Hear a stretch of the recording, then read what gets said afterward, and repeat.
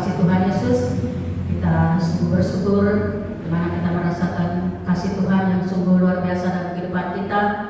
Tuhan telah menolong dan memberkati kita selama 1 minggu yang sudah kita jalani, dan kita ada pagi hari ini semua karena pertolongan Tuhan. Untuk itulah kita senantiasa mengucap syukur kepada Tuhan, sebab kasih setia Tuhan sungguh nyata dalam kehidupan kita. Untuk itu kita serahkan seluruh hidup kita untuk melayani Tuhan. Kita mulai acara ibadah kita datang pada Tuhan di dalam doa. Bapa di dalam sorga, Bapa yang penuh kasih dalam nama Tuhan Yesus, pada kesempatan pagi ini Tuhan kami sungguh bersyukur. Tuhan sungguh luar biasa dalam kehidupan kami. Tuhan telah memelihara kami, Tuhan telah memberkati kami sepanjang 1 minggu yang sudah kami jalani, dan kami ada pagi hari ini semua karena kemurahan Tuhan, kasih setia Tuhan di dalam kehidupan kami. Terpujilah Bapa di sorga. Kami serahkan jalannya acara ibadah kami pagi hari ini ke dalam tangan kuasa-Mu. Tuhan memimpin, Tuhan memberkati dari awal hingga selesai, dan kiranya semua yang kami lakukan dalam ibadah ini menyukakan hati Tuhan. Terima kasih banyak Bapa. Dalam nama Tuhan Yesus kami sudah berdoa dan mengucap syukur. Haleluya. Amin. Kita naikkan pujian kita kepada Tuhan, bahwa hidup kita lebih dari emas, lebih dari permata.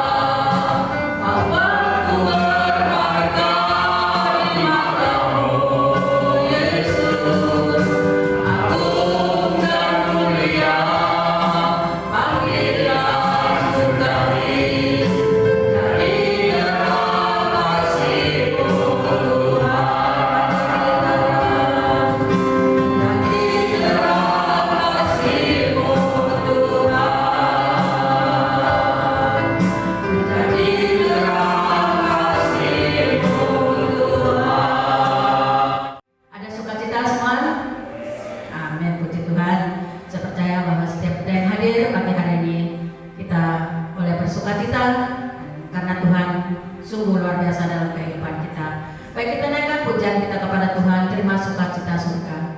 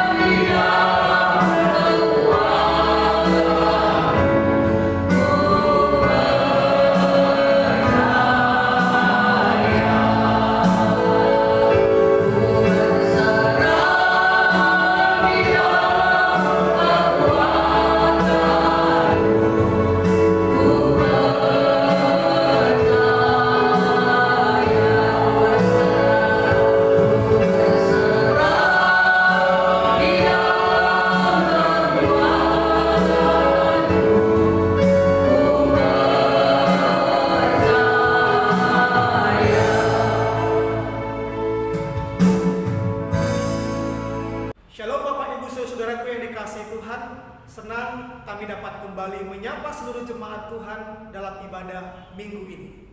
Bapak Ibu Saudara-saudara yang dikasihi Tuhan, apa kabarnya? Saya percaya kita semua dalam keadaan baik, dalam lindungan Tuhan, dalam kasih setia Tuhan. Puji Tuhan. Bapak Ibu Saudara yang dikasihi Tuhan, sebelum kita mendengarkan firman Tuhan, mari kita berdoa memohon belas kasihan pertolongan dari Tuhan, sehingga firman yang kita pelajari, yang kita dengar pada pagi ini ditolong oleh Roh Kudus agar kita dapat mengerti, merenungkannya, serta melakukan firman Tuhan yang kita pelajari. Mari kita bersama-sama berdoa. Bapa, kami bersyukur buat pagi hari ini kami boleh berkumpul, kami boleh memuji Tuhan, bahkan kami saat ini akan mendengarkan dan belajar firman-Mu. Roh Kudus terangi hati kami agar kami dapat mengerti dan kami dapat melakukan firman Tuhan sehingga hidup kami menyenangkan hati-Mu Bapa. Terima kasih Tuhan Yesus, kami siap untuk mendengarkan firman-Mu. Dalam nama Tuhan Yesus Kristus kami berdoa dan mengucap syukur. Haleluya. Amin. Bapak Ibu Saudaraku, mari kita buka Alkitab kita dari Kisah Para Rasul pasal 10 ayat 1 sampai ayatnya yang kedua. Kisah Para Rasul pasal 10 ayat 1 sampai ayatnya yang kedua. Demikian firman Tuhan. Di Kaisarea ada seorang yang bernama Kornelius, seorang perwira pasukan yang disebut pasukan Italia. Ia saleh, ia serta seisi rumahnya takut akan Allah, dan ia memberi banyak sedekah kepada umat Yahudi dan senantiasa berdoa kepada Allah. Amin buat firman Tuhan.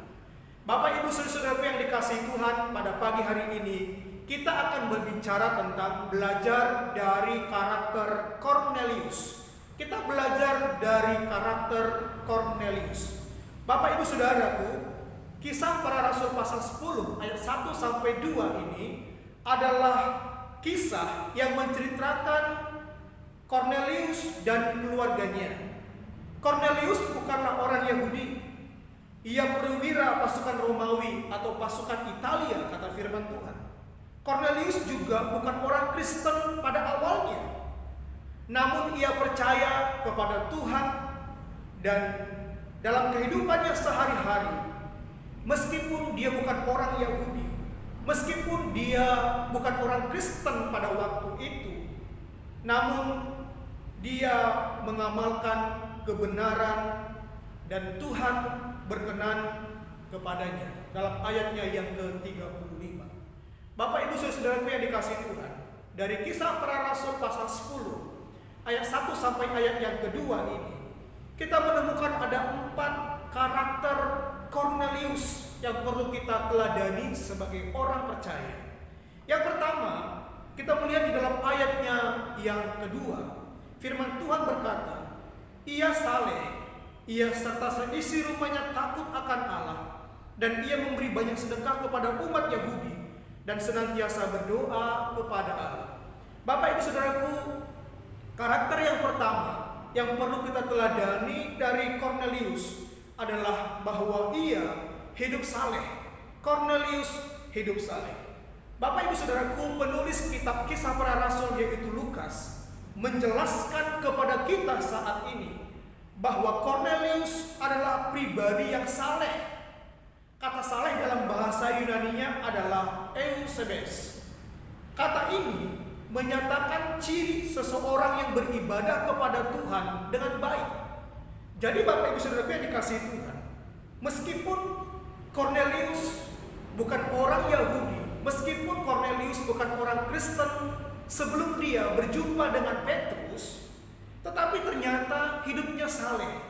Hidupnya beribadah kepada Tuhan dengan baik. Bapak Ibu Saudara yang kasih Tuhan, sebagai orang Kristen, sebagai anak-anak Tuhan, marilah kita belajar, marilah kita memiliki hidup yang saleh, yaitu beribadah kepada Tuhan dengan baik. Di zaman sekarang ini, ada banyak orang tidak lagi memikirkan hidup saleh, tetapi hidup salah. Tidak pernah lagi memikirkan hidup beribadah dengan baik kepada Tuhan.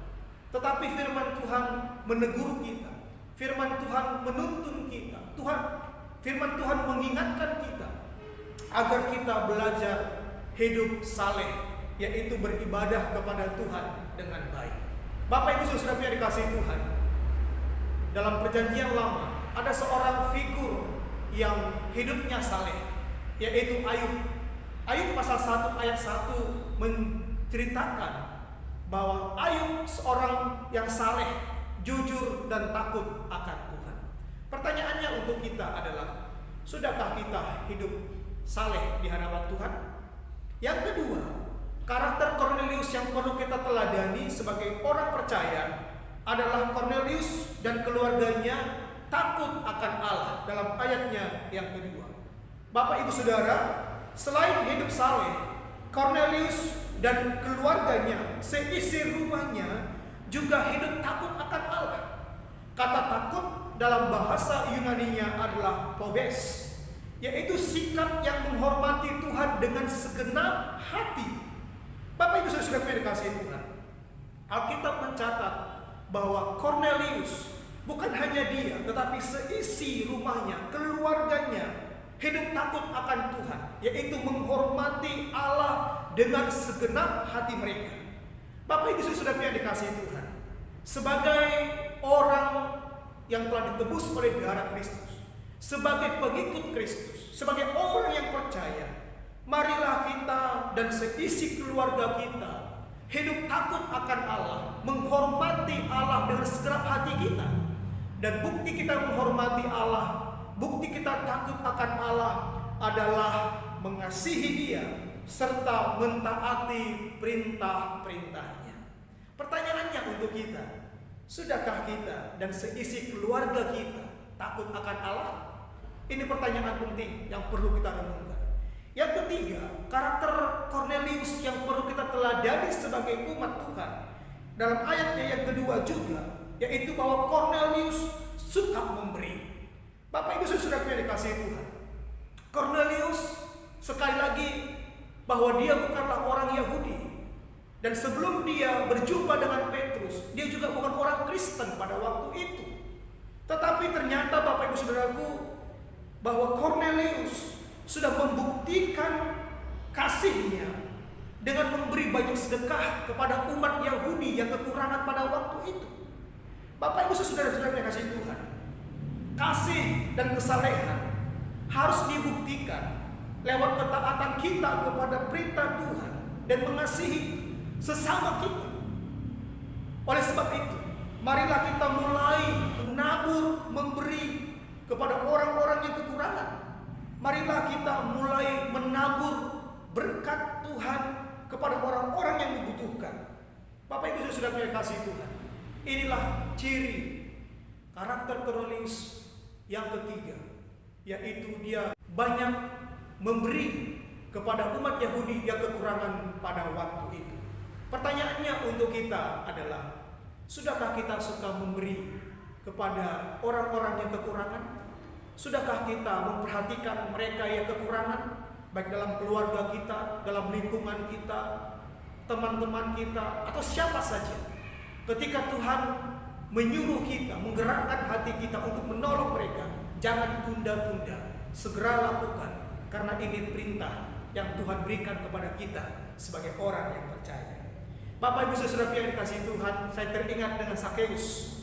Ketika Sakeus, pemungut cukai orang kaya itu, berjumpa dengan Tuhan Yesus, hidupnya diubahkan dan dipulihkan, dan dia berkata bahwa setengah dari hartanya akan diberikan kepada orang-orang miskin. Artinya apa? Ketika dia berjumpa dengan Yesus, dia membuktikan kasihnya kepada Tuhan dan kepada sesama, yaitu hidup untuk memberi. Nah, inilah ciri atau karakter yang ketiga dari Kornelius yang perlu kita teladani sebagai umat percaya, yaitu suka memberi kepada orang yang kekurangan. Yang keempat, yang terakhir, karakter Kornelius yang perlu kita teladani sebagai orang percaya dalam ayatnya yang kedua juga, yaitu Kornelius senantiasa berdoa kepada Tuhan. Bapak Ibu Saudara yang dikasihi Tuhan, meskipun Kornelius seorang perwira yang mungkin dan pasti sibuk untuk mengurusi pekerjaannya, tetapi Kornelius memiliki waktu untuk senantiasa berdoa kepada Allah, kata firman Tuhan. Kata senantiasa dalam bahasa Yunaninya adalah diakontos, artinya melakukan doa secara berulang-ulang atau konstan. Bapak Ibu Saudara yang kasih Tuhan, meskipun Kornelius terkenal orang yang saleh, dia terkenal dermawan, bahkan ia dan seisi keluarganya takut akan Allah, tetapi ternyata Kornelius juga menyediakan waktunya untuk senantiasa berulang-ulang berdoa kepada Allah. Di dalam doanya Kornelius mencari kehendak Tuhan. Di dalam doanya Kornelius meminta petunjuk dari Tuhan. Di dalam doanya Kornelius memohon pertolongan Tuhan, sehingga Tuhan mengindahkan dan mengingat dia dalam kehidupannya. Bapak Ibu Saudara yang dikasihi Tuhan, sebagai orang-orang percaya, sebagai anak-anak Tuhan di zaman sekarang ini, ada banyak orang sudah sibuk dengan urusan mereka, sibuk dengan pekerjaan mereka, sibuk dengan hobi mereka, dan mereka melupakan Tuhan di dalam doa-doa mereka. Itu sebabnya Bapak Ibu Saudara yang dikasihi Tuhan, firman Tuhan mengingatkan kita, firman Tuhan menegur kita pada pagi hari ini. Sesibuk apapun kita, sebanyak apapun urusan kita, seberapa banyak pun pekerjaan kita, mari kita sediakan waktu untuk senantiasa berdoa kepada Tuhan.